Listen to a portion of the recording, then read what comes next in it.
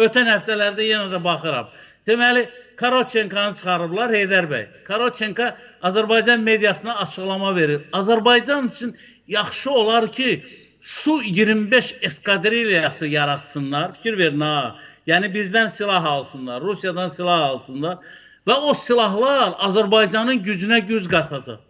Ha, Igor Gorodchenko, sənin üçün bizimkilər bir təşkilat da yaratdılar, Xəzər araşdırmalar, nə bilim nələr.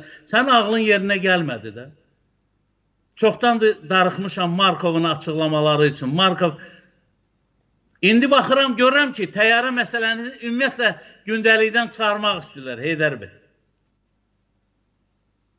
Siz çıxarda bilərsiniz, amma mən onu heç vaxt, necə ki 20 yanvarı yaddan çıxarmamışam, necə ki Xocalını yaddan çıxarmamışam, necə ki 366-cı Rusiya alayını yaddan çıxarmamışam, necə ki Şerin, Diryagin, nə bilim, nədir o, Çaqqal, Karasyovlar, nə bilim, yüzlərlə saya bilərəm. Mənim yaddaşımdan yalnız Allah onu çıxarda bilər. O da Allah heç vaxt mənim də yaddaşımdan çıxarsa o qədər vicdanlı, qeyrətli Azərbaycanlılar var ya, onların yadlarından heç vaxt çıxmayacaq. Və bugün tülkülü eləyirlər. Azərbaycan будет вместе со своими вооруженными силами принимать участие в параде в Москве. O paradda Azərbaycanlıların daha çox haqqı var, mənəvi haqqı var. Çünki o 80 illiyi Azərbaycanın neftinin hesabına, Azərbaycanın 600 min canını qoymuş oğulların hesabına qazanmışıq. Elə görürük də, sizin o olmayan qeyrətinizi görürük də. Bu günləri siz 4-cü ildir Ukrayna torpağında o eşşək ağanağa girən kimi elə çabalayırsınız orada bir şey hasil eləyə bilmirsiniz. Eləyə biləcəyiniz Krivoy Roga atdığınız raketlərdir. Eləyə biləcəyiniz Odessa'ya atdığınız raketlərdir. Eləyə biləcəyiniz Sumaya atdığınız kasetli deməli raketlərdir. Budur da, bacardığınız budur və özünüzü də belə də qordu göstərirsiniz, göy siz kişisiniz. Biz sizin necə kişi olduğunuzu artıq bilirik. Valla çox sevirəm bu tip deməli personajları, çünki bu onların iç yüzünü göstərir. Yəni bunlar ancaq araqdan, üzr istəyirəm, bol, çaxırdan bol içsinlər və düşsünlər, rəqs eləsinlər və səhərə qədər müəyyən belə deyək də vəhşi səslər çıxarsınlar. Yəni bunlar bunu bacarırlar, çünki bunlar mən SSR vaxtından, yəni Rusiya vaxtında mən Rusiyada olmamışam, Rusiyada da oxumamışam. Bunu hər dəfə xüsusi olaraq, remarka olaraq qeyd edirəm. Bəzi o siyahını oxudum, cüzü bir hissəsi. Gələn həftə onlar deməli ekranda öz murdar deməli imzaların, adların görəndə xoşbəxt olacaqlar. Onlar elə bilirlər ki, onların yazdıqları bu cür belə deyək, əxlaqsızlıqları təbliğ eləyəndə biz bunu unudacağıq və yaxud da unuduruq. Xeyr, elə bir şey yoxdur. Yəni, çünki onlar elə bunun belə deyək də bacılarından dünyaya gəliblər. Yəni, Zakharova üçün fərq eləmir. Bu günləri İvanov olsun, sabah Kəlentəryan olsun. Və yaxud da ki, birisi gün Medvedev olsun, obrisi gün nə bilim bir başqası olsun. Yəni, əsas odur ki, öz belə istədiyinə nail olsun. Mən də cümlələri elə seçirəm ki, sabah belə deyək də xətrinə dəyməsin. Hamı da bilir ki, bunlar nə istəyirlər, bunlar hansı yuvanın quşudur. Buyurun, bu Rusiyanın fövqəladə və səlahiyyətli səfir titulu olan şəxsdir.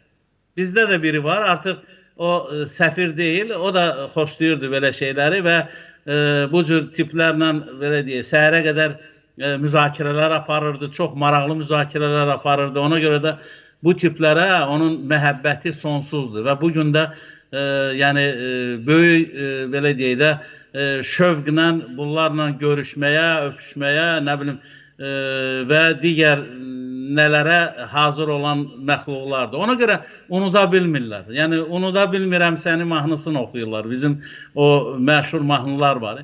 Bilirsiniz, Zakharova, yəni siz bayaqları dediniz, bu deməli Qaluzinin Ermənistana bir hədəsi var. Bu günlər mətbuatda çıxıb Heydər bəy. Yəni Ermənistan üçün çox ağrılı olacaq, çox belə də hədə gəlirlər. Yəni dərində gedə bilmirlər. Yəni Ermənistana çox da girişə bilmirlər ki, birdən Paşkin orada Nikol Vovoviçin əsəbləri oradan duracaq, deyəcək ki, bilirsiniz nə var? Vəbşi gəlmişsiniz qonaqsız Ermənistan arasında. Davay BB, yəni çıxdınız bayrağa. Yəni 102-ci bazadan söhbət gedir.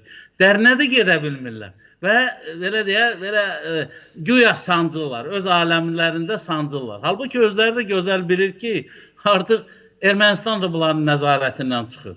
Və mən çox rahat şəkildə deyirəm ki, Ermənistan öz istiqamətini seçib, Ermənistanın artıq yeni adaxlıları var. Yəni, indiyə qədər bunlar deməli Rusiya ilə nigahda idilər. Belə bənzətmə ilə ona görə deyirəm. Artıq bunlar boşanıblar və Ermənistanın bugünləri yeni adaxlıları var. Özü də birdir, bir neçədir. Yəni, o ermənilər üçün çox normal bir deməli seçimdir.